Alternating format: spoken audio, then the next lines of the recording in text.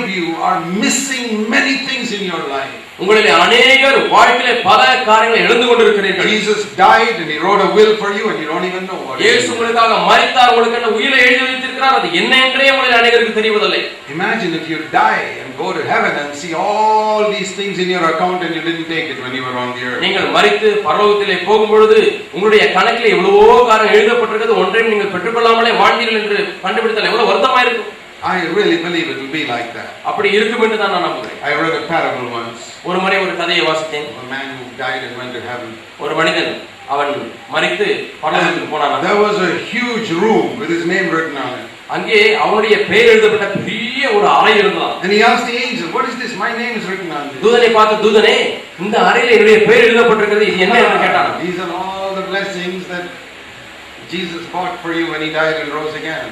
இயேசு மரித்து உயிரோடு எழுந்து உங்களுக்காக வாங்கின எல்லா ஆசீர்வாதங்களும் இந்த அறையில தான் வைக்கப்பட்டிருக்கிறது. Go inside and have a look. உள்ளே போய் பாருங்கள் என்று சொன்னார். And he saw so many boxes. அங்கே எவ்வளவோ பெட்டிகளால் அடுக்கி வைக்கப்பட்டிருந்ததாம். Some of them were empty. அதிலே ஒரு சில பெட்டிகள் காலியாக இருக்கிறது. Forgiveness of sins. பாவ மன்னிப்பு. That was empty because he took it when he was on the earth. அவர் இந்த பூமியில இருக்கும் பொழுது அந்த ஆசீர்வாதத்தை எடுத்துக்கொண்டதாக அந்த பெட்டி காலியாக இருக்கிறது. Few small things like that were empty. இது போல சிறு சிறு பெட்டிகள் மட்டுமே காலியாக இருந்தது. And so many other things are all full. He never took it when he was on the earth. ஆனால் எவ்வளவோ பெட்டிகள் எல்லாம் அது நிறைந்து காணப்படுகிறது. பூமியில இருக்கும் பொழுது அந்த பெட்டியில உள்ளவை எடுக்கவே இல்லை. He came to the angel and said, you mean all this was for me? அவன் ஓடி தூதனிடத்திலே வந்து, இது எல்லாம் எனக்கு தானா என்று கேட்டான். It was for you. ஆம், உங்களுக்கு தான். Why didn't somebody tell me? ஏன் யாருமே எனக்கு சொல்லவில்லை இதை? It was written in the Bible, you didn't read it. வேதத்தில் எழுதி இருக்கிறது, நீ வாசிக்கவில்லையா? You were reading the newspaper and watching television. நீங்கள் எப்பொழுது பார்த்தாலும் செய்தித்தாளையும் வாசித்துக் கொண்டிருக்கிறீர்கள், டிவியை பார்த்துக் கொண்டிருக்கிறீர்கள். All these things were in your name, you could have taken any of these boxes. இதெல்லாம் உங்களுடைய பெயரிலே தான் இருக்கிறது, எந்த பெட்டியை வேண்டுமானாலும் நீங்கள் எடுத்திருந்திருக்கலாம். Spiritually your life was so poor on the earth. பூமியிலே உங்களுடைய ஆவிக்குரிய வாழ்க்கை, ஆவிக்குரிய ரீதியிலே மிகவும் தரித்திரமான வாழ்க்கையாக இருந்தது. Look at this box called victory over anger. கோபத்தின் மேல் உள்ள வெற்றி என்ற இந்த பெட்டியை பாருங்கள். You could have had it on earth but you didn't get it. பூமியிலேயே இந்த பெட்டியில் உள்ள காரியத்தை நீங்கள் பெற்றுக்கொண்டது. Now you come to heaven, all these boxes are useless. இப்பொழுது நீங்கள் பரலோகத்துக்கு வந்து விட்டீர்கள், இப்பொழுது இந்த பெட்டி எல்லாம் பயனற்று போய்விட்டது. This is all for use on the earth only. இந்த பெட்டியில் உள்ள காரியங்கள் எல்லாம் நீங்கள் பூமியிலே இருக்கும் பொழுது பயன்படுத்த வேண்டிய காரியங்கள். இப்பொழுது பிரயோஜனம் இல்லை. The anointing to serve God. தேவனுக்கு ஊழியம் செய்ய முடியாத அபிஷேகம். You never took it. அதை நீங்கள் எடுக்கவே இல்லை. You kept on saying, oh, I am not worthy for this. நான் இதற்காக தகுதியாகவில்லை, தகுதியாகவில்லை சொல்லிக் கொண்டே இருந்தேன். நான் இதற்காக ஆயத்தமாக இல்லை என்று சொல்லிக் கொண்டிருந்தேன். God will only anoint 2-3 people, not me. 2-3 பேர் மட்டும் தான் தேவன் அபிஷேகத்தை கொடுப்பார், எனக்கு கொடுக்க மாட்டார் என்று காத்திருந்தார். Those people were not different from you. அந்த மனிதர் உங்களை காட்டிலும் வித்தியாசமானவர்கள் அல்ல. They went to their account and took the box. அவர்கள் தங்களுடைய கணக்கிலே போய் இருக்கிற பெட்டியை எடுத்துக்கொண்டார்கள். You didn't take it. நீங்கள் அதை எடுத்துக்கொள்ளவில்லை. You could have also taken it. நீங்களும் அதை எடுத்துக்கொண்டிருக்கலாம். My dear brother and sister, அருமையான சகோதரனே சகோதரியே, there are many things in your name in the bank of heaven which you have not taken till today. இன்று வரை நீங்கள் எடுக்காத பல காரியங்கள் உங்களுடைய பெயரிலே பரலோக வங்கியிலே வைக்கப்பட்டிருக்கிறது. Victory over sin. பாவத்தின் மேல் உள்ள வெற்றி. See Romans 6:14. ரோமர் 6:14. Romans 6:14 says, ரோமர் 6:14 சொல்கிறது, sin will not be master over you. பாவம் உங்களை மேற்கொள்ளாது, பாவம் உங்களுக்கு அதிகமாக இருக்காது. You are not an Old Testament person, you are a New Testament person. நீங்கள் பழைய ஏற்பாட்டு மனிதனா இல்லை, நீங்கள் புதிய ஏற்பாட்டு மனிதனா இருக்கிறபடினாலே. That's the meaning of that. You are not under law, you are under grace. நீங்கள் நியாயப்பிரமாணத்துக்கு கீழாக இல்லை, கிருபைக்கு கீழ்ப்பட்டிருக்கிறீர்கள் என்பதற்கு அர்த்தம் என்னதான்? To put it another way, வேறு விதத்தில் சொல்லப்போனால், sin will not rule over you because you are not a follower of Moses but you are a follower of Jesus Christ. நீங்கள் மோசேயை பின்பற்றுகிறவர்களா இராதபடியினால் கிறிஸ்துவை பின்பற்றுகிறபடினாலே பாவம் உங்களை மேற்கொள்ளாது. How many of you are followers of Moses here? உங்களிலே எத்தனை பேர் மோசேயை பின்பற்றுகிறவர்களா இருக்கிறீர்கள்? If anybody is follower of Moses, I have to tell you, sorry, sin can rule over you. யாராவது மோசேயை பின்பற்றுகிறவர்களா இருந்தால் நான் வருத்தப்படுகிறேன், பாவங்களை மேற்கொள்ளும். But if you are not a follower of Moses, மோசேயை நீங்கள் பின்பற்றுகிறவரா இல்லை என்றால், a follower of Jesus Christ, நீங்கள் இயேசு கிறிஸ்துவை பின்பற்றுகிறவரா இருந்தால், this verse says sin cannot rule over you. பாவம் உங்களை மேற்கொள்ளாது என்று இந்த வசனம் சொல்கிறது. That's not what brother Zach preaches, this is what God says. இது சகோதரர் ஜாக் அவர்கள் பிரசங்கிக்கிறதிலே தேவனுடைய வார்த்தை சொல்கிறது. I know that almost no preacher in India preaches this. எனக்கு தெரியும், கிட்டத்தட்ட இந்தியாவில் உள்ள ஒரு பிரசங்கியாரும் இதை பிரசங்கிப்பதில்லை. Have you heard it? கேட்டிருக்கிறீர்களா? How many sermons have you heard on Romans 6:14? எத்தனை பிரசங்கங்களை ரோமர் 6:14 அடிப்படையில் How many sermons have you heard in your life on overcoming the lust of your eyes? கண்ணின் நிச்சயம் மேற்கொள்வதை பற்றி எத்தனை பிரசங்கங்களை நீங்கள் வாழ்க்கையிலே கேட்டிருக்கிறீர்கள்? Overcoming anger, கோபத்தை மேற்கொள்வதை, controlling your tongue, நாவை கட்டுப்படுத்துவதை பற்றி, overcoming the love of money, பண ஆசையை மேற்கொள்வதை பற்றி, bringing all your children into God's kingdom, உங்களுடைய பிள்ளைகள் எல்லாரையும் தேவ ராஜ்யத்துக்குள்ளே never shouting at your wife. ஒரு காலம் மனைவியை திட்டாதபடி. Where do you hear these sermons? இந்த பிரசங்கங்களை எல்லாம் எங்கே கேட்டிருக்கிறீர்கள்? It is actually all of this is an expansion of this one verse. Sin will not rule over you. நான் சொன்ன இந்த எல்லா காரியங்களுமே இந்த பாவங்களை மேற்கொள்ளாதே என்கிற வசனத்துடைய விளக்க உரைதான். In 66 years in India, I have never heard anybody preach on these things. இந்திய தேசத்தில் 66 ஆண்டுகளாக யாருமே இதை பிரசங்கித்ததை நான் கேள்விப்படவே இல்லை. But it is in the Bible, it's in your Bible. அது இந்த வேதாகமத்திலே, உங்களுடைய வேதாகமத்திலே காணப்படுகிறது. The devil does not want people to know it. ஜனங்களை அறிந்து கொள்ள பிசாசு விரும்புவதில்லை. He wants you to remain like a spiritual beggar, defeated. தோற்கடிக்கப்பட்ட ஆவிக்குரிய பிச்சைக்காரனைப் போலவே எப்பொழுதும் நீங்கள் வாழ வேண்டும் என்று பிசாசு விரும்புகிறான். Every spiritual blessing, every blessing of the Holy Spirit is yours. ஒவ்வொரு ஆவிக்குரிய ஆசீர்வாதமும் உங்களுடையதா இருக்கிறது. Okay, see 2 Corinthians 1. 2 கொரிந்தியர் 1ஆம் அதிகாரத்துக்கு வருவோம். Verse 20. 20ஆம் வசனம். Look at this wonderful word. இது அருமையான ஒரு வசனம். As many as are the promises of God, they are yes in Christ, and by Christ our amen to the glory of God through us. எங்களால் தேவனுக்கு மகிமை உண்டாகும்படி 2 கொரிந்தியர் 1:20. தேவனுடைய வாக்குத்தத்தங்கள் எல்லாம் இயேசு கிறிஸ்துவுக்குள் ஆம் என்றும் அவருக்குள் ஆமென் என்றும் இருக்கிறதே. In the English it is much more clear.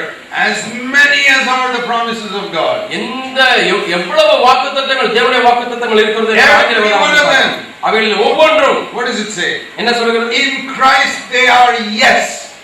இயேசு கிறிஸ்துவுக்குள்ளே அவைகள் எல்லாம் ஆம் என்று இருக்கிறது. That means Jesus Christ has signed on the check. அதனுடைய பொருள் என்னவென்றால் அந்த காசோலையிலே இயேசு கிறிஸ்து கையெழுத்து போட்டிருக்கிறார். With your name. உங்களுடைய பெயரிலே. Whatever your name is.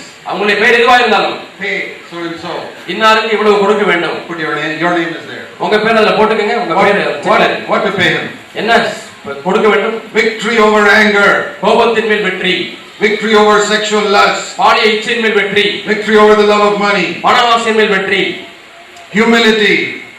தாழ்மை. Purity. பரிசுத்தம். Love for enemies. சத்துருக்களை சிநேகிக்கிற சிநேகம். Bank of heaven. Give it to him. அது கீழே பார்த்தால் பரலோக பேங்க் என்று எழுதப்பட்டிருக்கிறது. கொடுக்கலாம். Signed Jesus Christ. இயேசு கிறிஸ்து கையெழுத்து போட்டிருக்கிறார். You get the check. நீங்கள் இந்த காசோலையை வாங்குகிறீர்கள். What a nice check.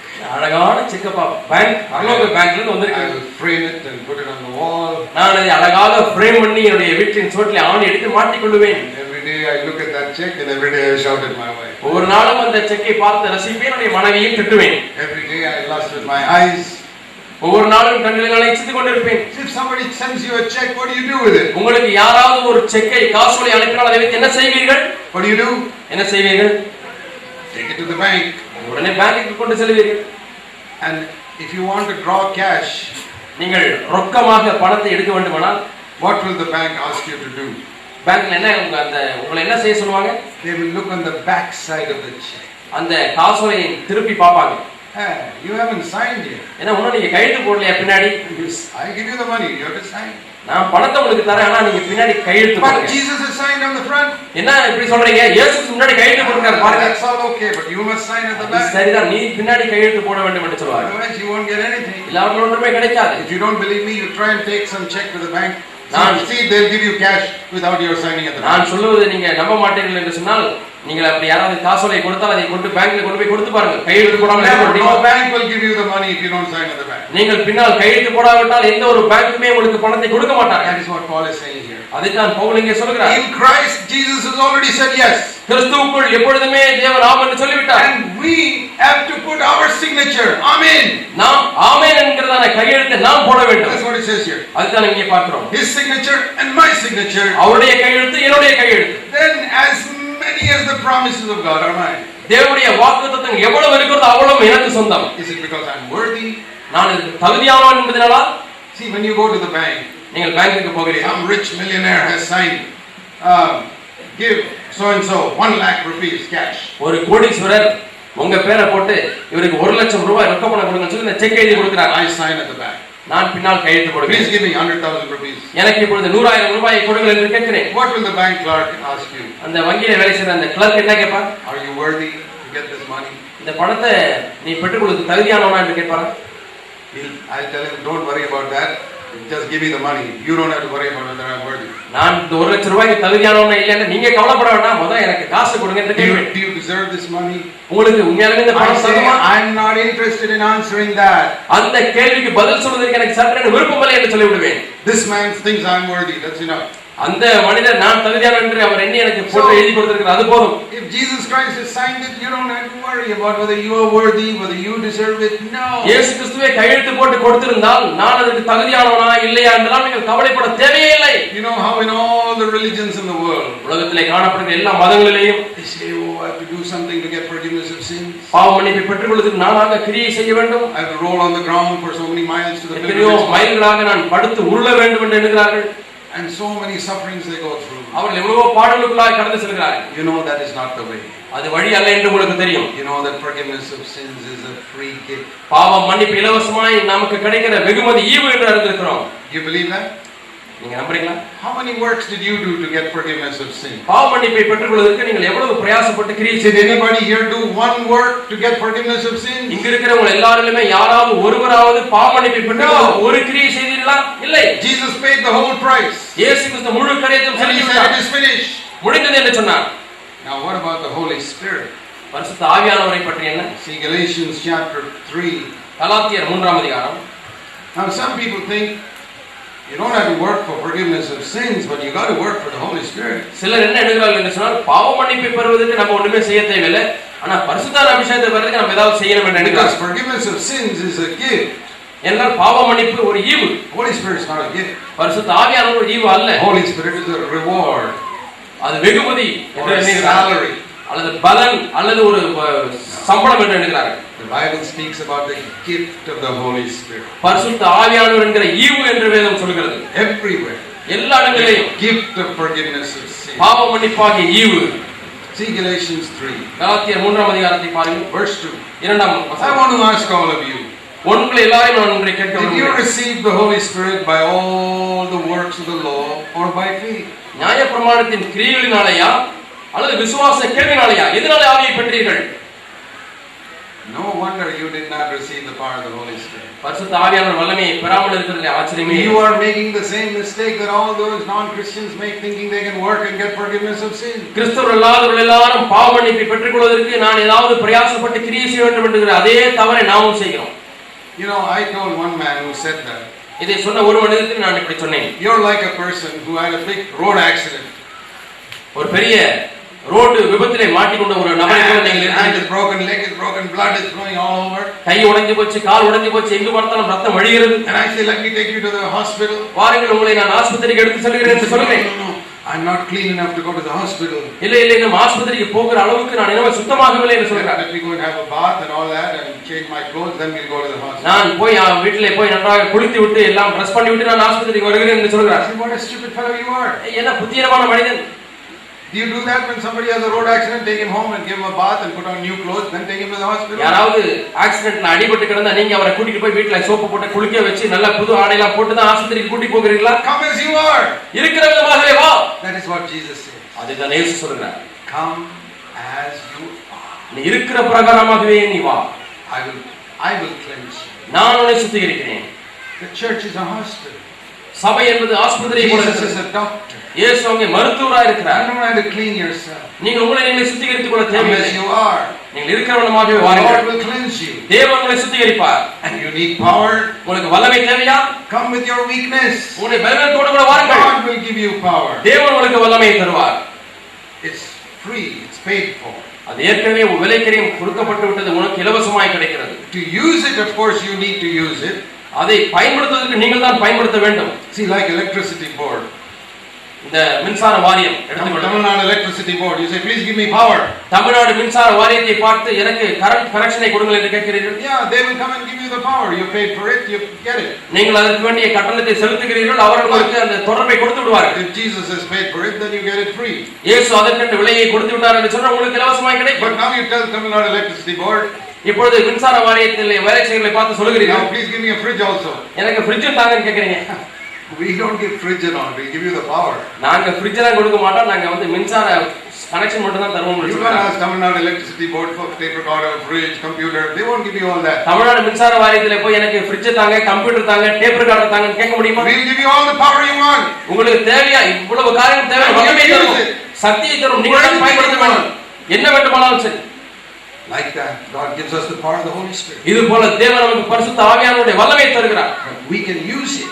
நாம் அதை பயன்படுத்த முடியும். So my brothers, ஆகவே சகோதரர்களே, don't think you deserve anything from God. ஆகவே தேவனிடத்தில் எதையாவது பெறுவதற்கு நான் தகுதி வாய்ந்தவன் என்று எண்ண வேண்டாம். Everything is free. எல்லாமே இலவசமாய் கொடுக்கப்படுகிறது. Come and receive. வந்து பெற்றுக்கொள்ளுங்கள். You know the story of the beggars who came to the king's feast? ராஜாவினிடத்திலே ராஜாவுடைய விருந்துக்கு வந்த பிச்சைக்காரர்களை பார்த்தீங்களா? They didn't pay anything. அவர்கள் ஒரு கட்டணத்தையும் செலுத்தவில்லை. Everything they got free. எல்லாமே இலவசமாய் அவர்களுக்கு கிடைத்தது. I know God filled me with the Holy Spirit when I was right at the bottom, not when I was on the top. நான் மலை உச்சியிலே இருந்த பொழுதல்ல, நான் பாறையின் அடியிலே கிடக்கும் பொழுது பரிசுத்த அபிஷேகத்தை தேவன் கொடுத்தார். Teach me. God doesn't give the Holy Spirit to those who deserve it. தகுதியானவர்களுக்கு தேவன் பரிசுத்த அபிஷேகத்தை கொடுப்பது. He gives the Holy Spirit to those who don't deserve it. தகுதி அற்றவர்களுக்கு தான் பரிசுத்த அபிஷேகத்தை கொடுக்கிறார். Let's pray. நாம் ஜெபிப்போம். While our heads are bowed in prayer, நம்முடைய எல்லா தலைகளும் ஜெபத்திலே வணங்கி இருக்கும் பொழுது I want to ask you, உங்களை பார்த்து நான் கேட்க விரும்புகிறேன். will you come and say, Lord, not in my merit, but in the merit of Jesus Christ? ஆண்டவரே, என்னுடைய தகுதி நிமித்தமாய் நான் வரவில்லை, இயேசுவினுடைய தகுதியின் அடிப்படையில் நான் வருகிறேன். இயேசுவின் நாமத்திலே தாரும். Forgiveness of sins. பாவ மன்னிப்பு தாரும். Give me fullness of the Holy Spirit. பரிசுத்தாவி நிறைவை தாரும். Give me victory over sin. பாவத்தின் மேல் வெற்றி தாரும். Give me a happy family life. சந்தோஷமான குடும்ப வாழ்க்கை தாரும். Bring all my children to Christ. என்னுடைய பிள்ளைகள் எல்லாரும் இயேசுவண்டை கொண்டு வாரும். Give me an anointing to serve you according to my gift. எனக்கு இருக்கக்கூடிய வரத்தின்படி உமக்கு ஊழியம் செய்ய அபிஷேகத்தை தாரும். Give me humility. தாழ்மையை தாரும் Give me ஆண்டவரே. purity. சுத்தத்தை தாரும் ஆண்டவரே. Give me long suffering. நீடிய பொறுமையை தாரும் ஆண்டவரே. Give me gentleness. சாந்தத்தை தாரும் ஆண்டவரே. Give me self-control over my passions. ஆண்டவரே, என்னுடைய ஆசை இச்சைகளின் மேலே எனக்கு கட்டுப்பாட்டை தாரும். Deliver me from being a lover of money. ஆண்டவரே, பண ஆசை உள்ளவனாய் இருக்கிறேனே விடுதலையாக்கும். Deliver me from being a lover of good food. நல்ல ஆகாரத்தை நேசிக்கிறவனாய் இருக்கிறேனே எனக்கு விடுதலை தாரும். Deliver me from being a lover of sleep. ஆண்டவரே, தூக்கத்தை அதிகமாக நேசிக்கிறேன், அதிலிருந்து எனக்கு வெற்றியை தாரும். Deliver me from laziness. சோம்பேறித்தனத்திலிருந்து விடுதலை தாரும். Deliver me from pride. பெருமையிலிருந்து விடுதலை தாரும். Selfishness. சுயநலத்திலிருந்து விடுதலை தாரும். Lord, all these blessings are mine in Jesus Christ. இயேசு கிறிஸ்துவுக்குள்ளாக இந்த சகல ஆசீர்வாதங்களும் என்னுடையது ஆண்டவரே. I am not asking you for them because I deserve any of them. இதிலே ஒன்றுக்கும் நான் தகுதியானவன் என்கிற அடிப்படையில் கேட்கவில்லை. I am asking you for all of them because Jesus died and purchased it for me. இயேசு மரித்து எனக்காக விலை கொடுத்து வாங்கினபடியாலே நான் கேட்கிறேன். The signature is on the check. அவருடைய கையெழுத்து அந்த காசோலையில் இருக்கிறது. And I am putting my signature amen to that today. அதற்கு ஆமென் என்று சொல்லி நானும் கையெழுத்து போடுகிறேன் என்று. Lord, I want to be an overcomer. ஆண்டவரே, நான் ஒரு ஜெயாளியா இருக்க வேண்டும். I don't want to be defeated anymore. இனிமேல் நான் தோற்கடிக்கப்பட்டவனாய் வாழ விரும்பவில்லை. And I will give you all the glory. நான் உமக்கே சகல மகிமையும் I செலுத்துவேன். will not take any of the glory for myself when you give me these things. நீர் இவைகளை கொடுக்கும் பொழுது ஒரு மகிமையும் எனக்காக நான் எடுத்துக்கொள்ள மாட்டேன். I will not look down on other people. மற்றவர்களை நான் நற்பமா எண்ண மாட்டேன் ஆண்டவரே. And I will not take any credit for myself. ஆண்டவரே, எனக்கென்று எந்த ஒரு நற்பெயரையும் எடுத்துக்கொள்ள I will மாட்டேன். give you all the glory. எல்லா மகிமையும் உமக்கே செலுத்துவேன் ஆண்டவரே. I tell you, if you pray like that, இதுபோல நீங்கள் ஜெபித்தீர்களானால் next 6 months you'll be a completely different person. அடுத்த 6 மாதங்களிலே நீங்கள் முற்றிலும் வித்தியாசமான ஒரு ஆளாய் இருப்பீர்கள். Your wife will see a new husband in the home. உங்களுடைய மனைவி வீட்டிலே வித்தியாசமான கணவனை பார்ப்பார். Your husband will see a new wife in the home. வீட்டிலே கணவன் ஒரு புது மனைவியை பார்ப்பார். Your children will see a new father, new mother in the home. உங்களுடைய பிள்ளைகள் எனக்கு புதிய அப்பா கிடைத்திருக்கிறார், புது அம்மா கிடைத்திருக்கிறார். Your church will see an anointed brother, anointed sister. உங்களுடைய சபையானது அபிஷேகம் பண்ணப்பட்ட ஒரு சகோதரனாய் சகோதரியை உங்களை பார்க்கும். Everything for the glory of God. எல்லாமே தேவ நாம மகிமைக்காக. Come to him. அவரண்டை வாருங்கள். Never expecting anything because you deserve it. நான் இதற்கு தகுதியானவன் என்ற அடிப்படையில் ஒன்றையும் எதிர்பாராமல் வாருங்கள். Expecting everything because you come in the name of Jesus. நீங்கள் இயேசுவின் நாமத்தினாலே வருகிறபடியால் எதிர்பார்த்து வாருங்கள். Not claiming what the preachers are telling you on television, but what the Bible tells you. டிவியிலே வரக்கூடிய பிரசங்கியார்கள் சொல்கிற அடிப்படையில் இல்லை, வேதத்தின் அடிப்படையில் வாருங்கள். Not what they tell you to claim, but what the Bible tells you to claim. எதை பெற்றுக்கொள்ள வேண்டும் என்று அவர் சொல்கிறாரோ அதை அல்ல, வேதம் எதை பெற்றுக்கொள்ள வேண்டும் என்று சொல்கிறாரோ அதை கேட்டு வாருங்கள். Be an overcomer. ஜெயாளியா இருக்க முடியாது. Be Christ-like. கிறிஸ்துவை போல இருக்க முடியாது. Not that your children will become great in the world, but that they will be filled with the Holy Spirit. ஏதோ உங்களுடைய பிள்ளைகள் உலகத்திலே பெரியாளாய் மாற வேண்டும் என்பதனால அல்ல, ஆனால் உங்கள் பிள்ளைகள் பரிசுத்தாவினால் நிரப்பப்பட வேண்டுமாய் கேளுங்கள். Oh, may God help us. தேவன் நம்ம ஒவ்வொருவருக்கும் உதவி May செய்வார். God send a revival in all of our churches. நம்ம எல்லா சபைகளிலும் தேவன் ஒரு எழுப்புதல் And அனுப்புவார். on all the elders in all of our churches. நம்ம எல்லா சபைகளிலும் உள்ள மூப்பர்களில் எழுப்புதல் அனுப்புவாராக. Heavenly Father, பரலோக பிதாவே, do a mighty work in Tamil Nadu. ஆண்டவரே தமிழ்நாட்டிலே வல்லமையான கிரியை செய்வீராக. All the families that are here. இங்க இருக்கிற எல்லா குடும்பங்களிலும் கிரியை செய்வீராக. Pray in Jesus' name. இயேசுவின் நாமத்தில் ஜெபிக்கிறோம் பிதாவே. ஆமென்.